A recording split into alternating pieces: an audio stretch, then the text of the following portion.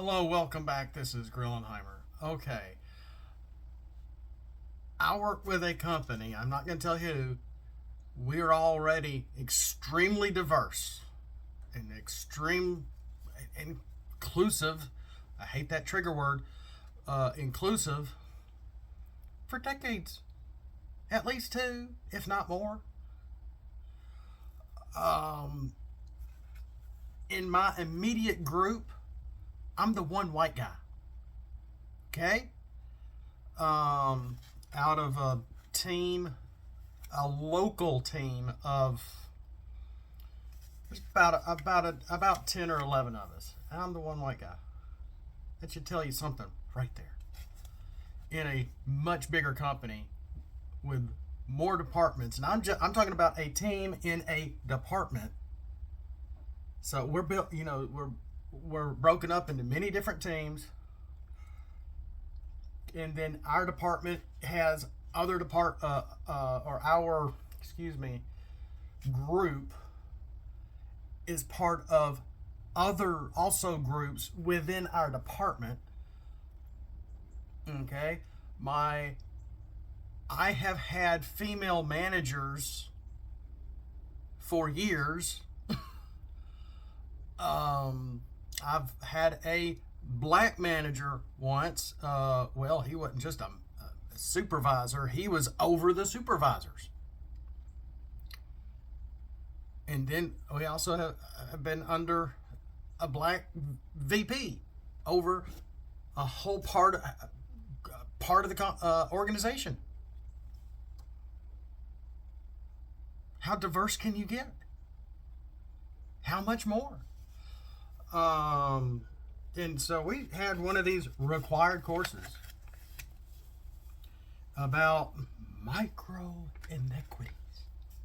This whole course, and a micro inequity is just a fancy term for the word trigger that they eventually use near the end of the course.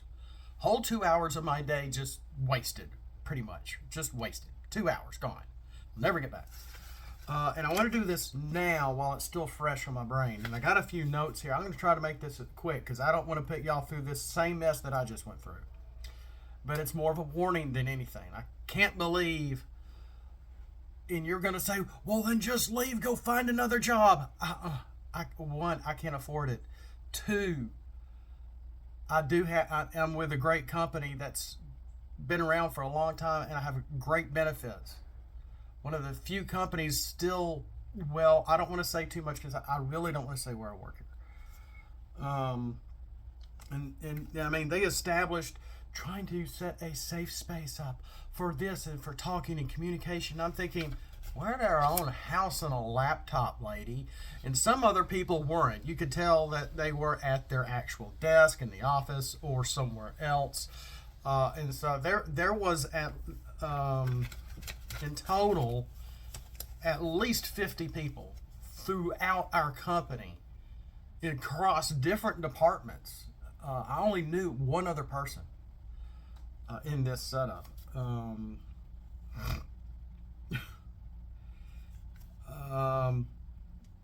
The host was African American. The producer was of a different nationality. The facilitator is African American, and I've noticed in almost all of these things, our facilitator is always an African American female. And I'm almost being politically correct since 1992 about using those terms. If I'm going to use a term, I'm going to use black. And I'm not being ugly, it's just a color. It's just a generality. Okay? Because African American is a whole lot of syllables. If you want to truncate things and make things a little simpler, just say brown or black or white or red or yellow or purple or whatever. A color's a color. If you're offended at what I say, that's your fault, not mine. And that was the elephant in the room that was going on here. It's sensibilities. Being sensible.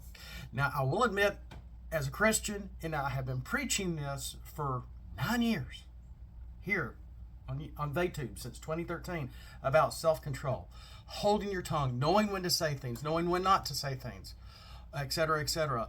And it's not so much to not offend people. It's more like yourself, keeping yourself just simply righteous, which is hard for us to do because we are living in such a reactionary world where a lot of our entertainment is watching people reacting to something we've already seen, to see their reaction at what they're watching. So we can react to them reacting what they're watching, what we've already seen.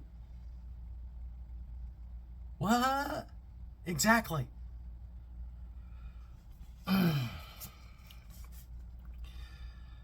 And it just, small actions equal big messages. And it just comes down to self-respect. And they showed us two videos. One of the videos might as well have been a Saturday night live skit from the 70s or early 80s with Pat, except the person's name was Chris. In both videos, the white guy was the dumb one. In the white guy in the first one was curious as to, well, what gender is this person? I can't tell.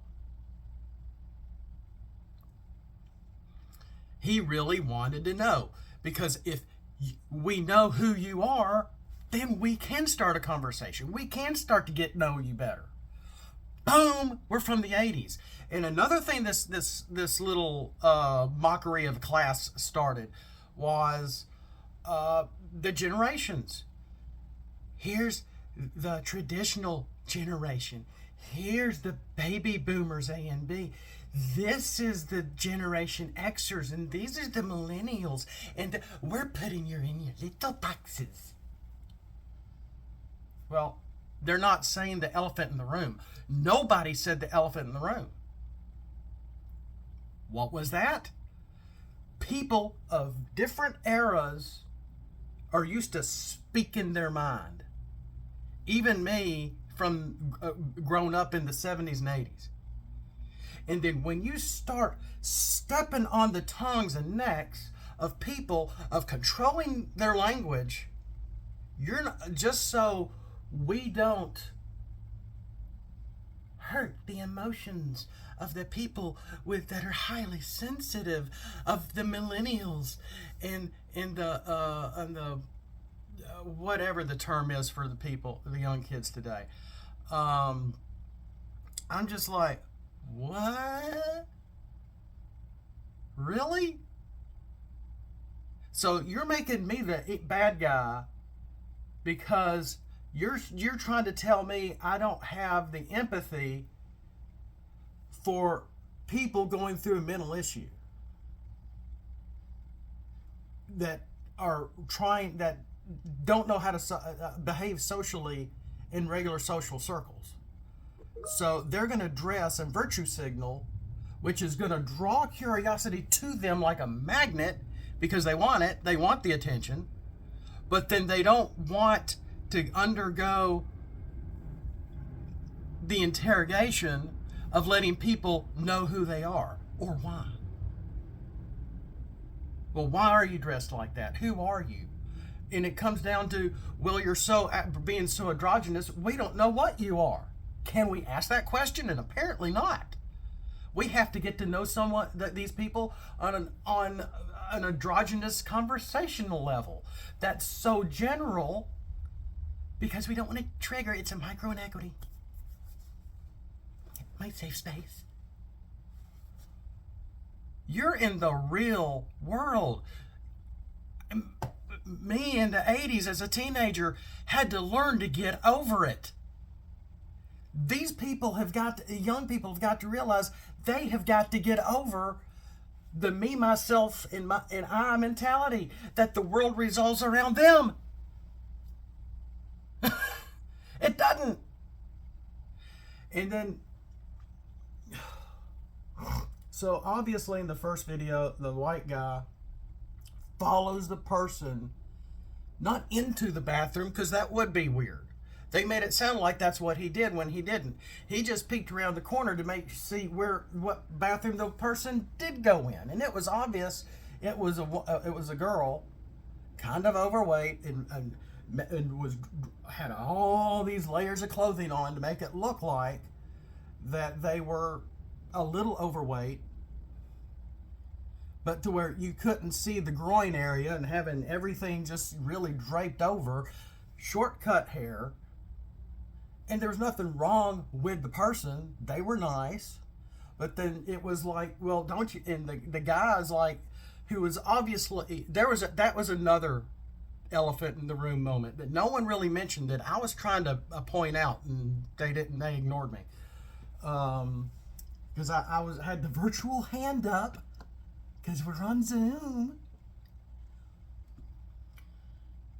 And that was this. And the other two ladies was telling the guy, just back off, don't worry about it, just back off, don't worry about it. And the guy's like, well, don't you want to know? I want to know what this person is. He was being triggered. That was his micro inequity, to put it bluntly. He was being triggered because the other person's behavior and how they were dressed. They obviously didn't want to know others to know what they are. They're outward. When you dress a certain way, people are going to notice. In one of the groups, or somebody did mention something to that effect. And then the facilitator with the short little afro, I'm sorry to be so cynical, and I'm not making fun of these people, but I almost am, because it's almost a circus show by why and how these classes are being set up that we have to take a year. And they did a poll, and once we finally accepted the poll and then put them up, and she's almost doing this. We got poll numbers. Oh boy. I'm like, boy, that gets you excited. I'd hate to see you in a candy shop, you know? Oh my goodness. And then the second video, before I let you go with this,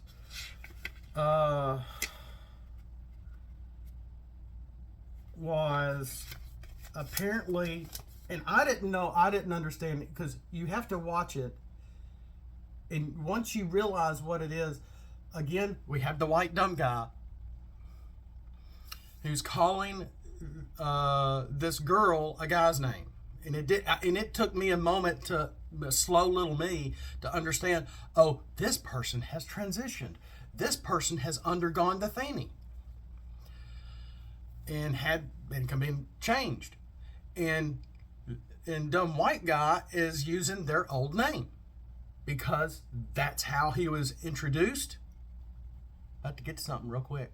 It's very important, because that was the impression the person that came in and started with this company was introduced. That's an impression on people's mind on who you are. When you step through those doors of a restaurant, of a business, of a group of people, and you introduce yourself, boom, there is an imprint there. Even if you forget their name, because I have a hard time remembering names. I taught for 2 years. My classroom was not of 30, it was close to 90 plus. After 2 years, I finally learned about half the names of my students. It takes a while to learn people and learn people's names. That's also human nature, especially if your mind is not very sharp on name memory like mine is, because I'm better with numbers and music.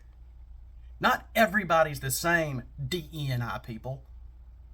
And that's what you're trying to tell us. But they also like sweeping under the rug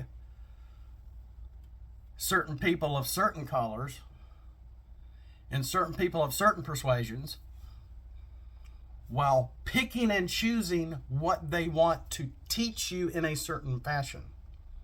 So that was my trigger. That was my micro inequity.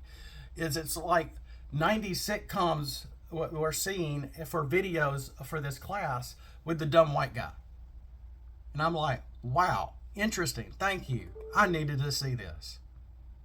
And the dumb white guy, like I said, calls the person the original name because that was the impression that this person started at this company was named Greg. Now they're Jennifer. Normally that's not how they change their names when they do something like that. But and dumb white guy's like, well, I keep wanting to call him Greg. What happens? The African American male, so I can be just as so general as possible, even though I like saying man, boy, girl, woman. I can't stand these new terminology. Nomenclatures for the birds, and the people that control the language control you. Anyway, the black guy tells the man, he attacks the man verbally. And the man, he's just kind of lost, and because one, he's obvious, it's unintentional, and someone in the group was saying how intentional the white guy was, and I'm thinking, no, he wasn't.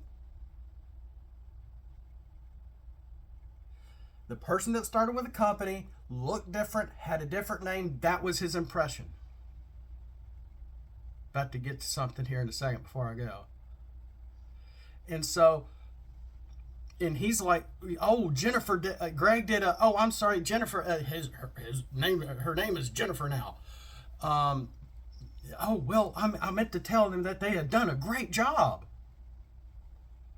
Positive reinforcement, but they got the name wrong because they've done something to themselves.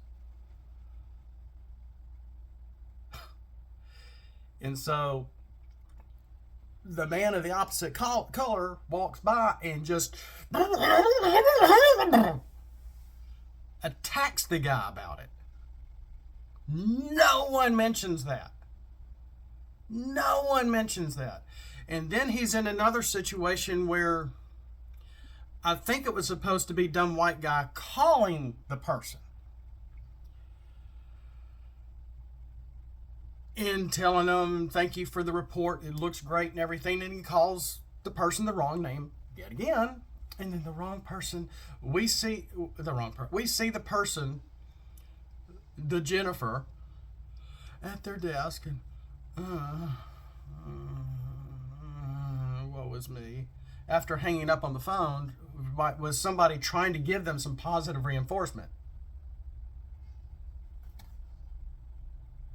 And we are supposed to defend this person because they're the little guy, because they're the out person, because whatever, even though they've been there for a long time. But they're not going by the same name anymore.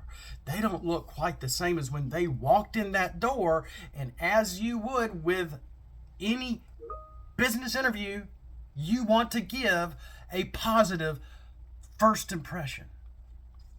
That first impression is gone now.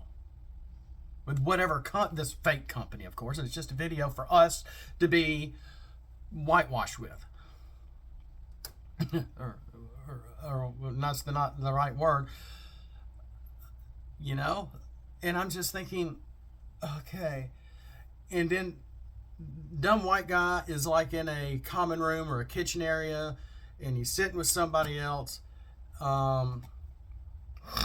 with a woman, and the woman, and he's like, I keep getting this person's name wrong, but I gotta remember his name is Jennifer. Now, someone did mention that the man used the wrong pronoun, and I'm like, so what? The person's not even in the room that he's talking about, and we're still slapping him on the wrist for that? And someone said, oh, he's doing it intentionally. That was just bad. Well, aren't you the great SJW defending the little person that, again, is not in the room?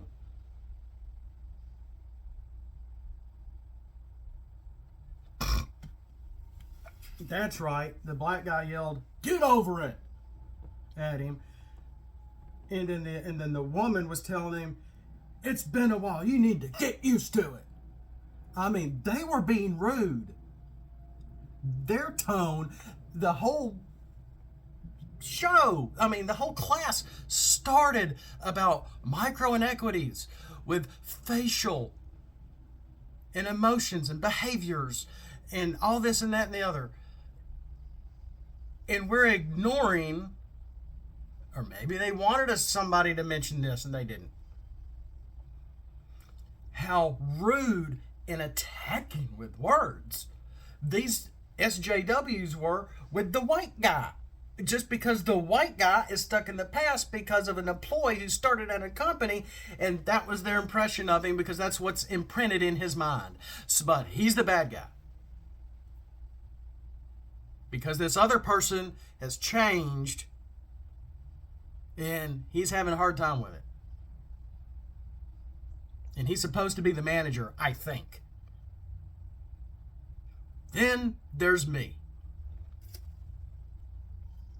Because when I was in college, I was growing up. I was kind of changing, so to speak. I was even baptized during that time. And so my sophomore year, I tried going by my middle name instead of my first name. So in a lot of my classes, they would ask it, here's your full name. What name do you want to go by? We didn't have none of that pronoun crap back then.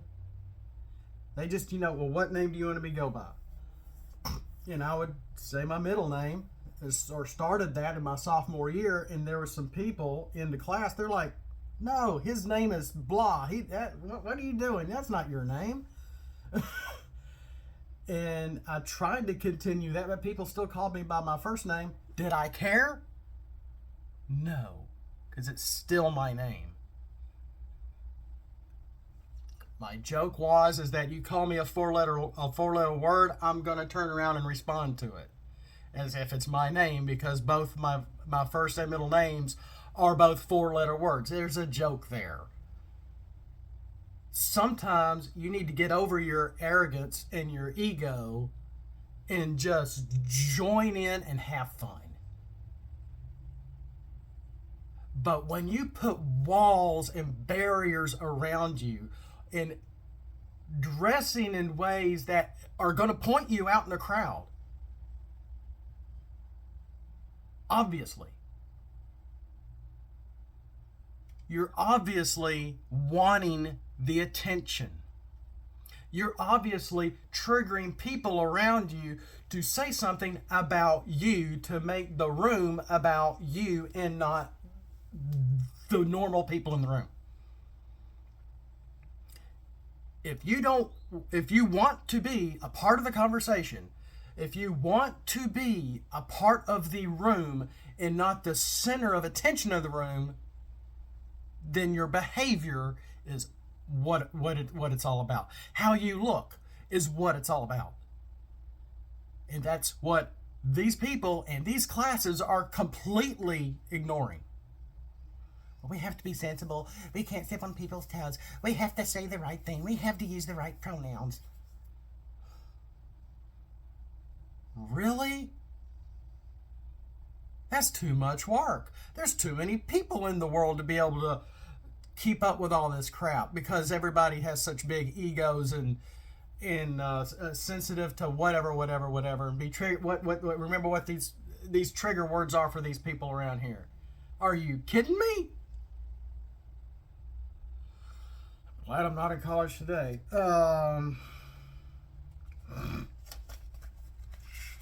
But yeah, this was extremely telling. In accepting people for what they are. Well, most people do. And even in the first scenario, the white guy was accepting the girl. He just didn't know it was a girl. He wanted to know the person. He even invited her for drinks before he knew what she was. He was being inclusive. We ignored that elephant in the room. And by the end of the video, well, no, if you're going to be like that, I don't want to have drinks with y'all. I'm too hoity-toity for that. Because you've hurt my feelings. If you're going to be... Really?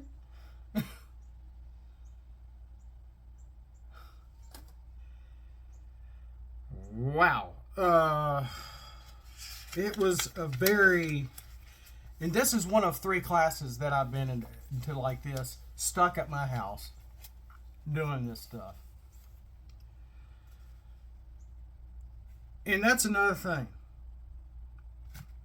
is these micro inequities, or this triggering of other people and how sensitive people are, that we have to watch what we're doing.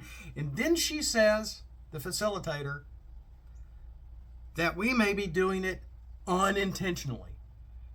We may be doing it on an unconscious level, which basically means we don't know we're doing it.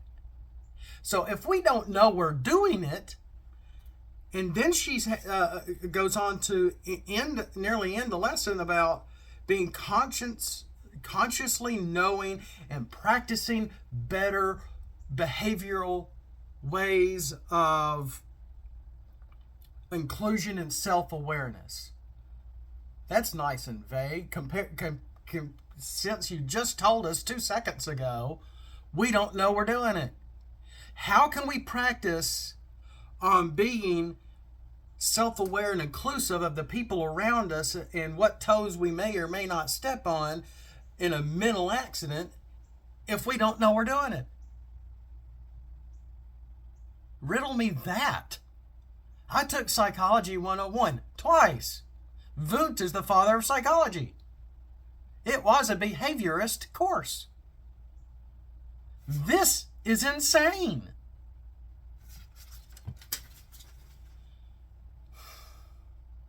I got to get back to work. Thanks for watching. Thanks for listening. That's all I've got to say about this.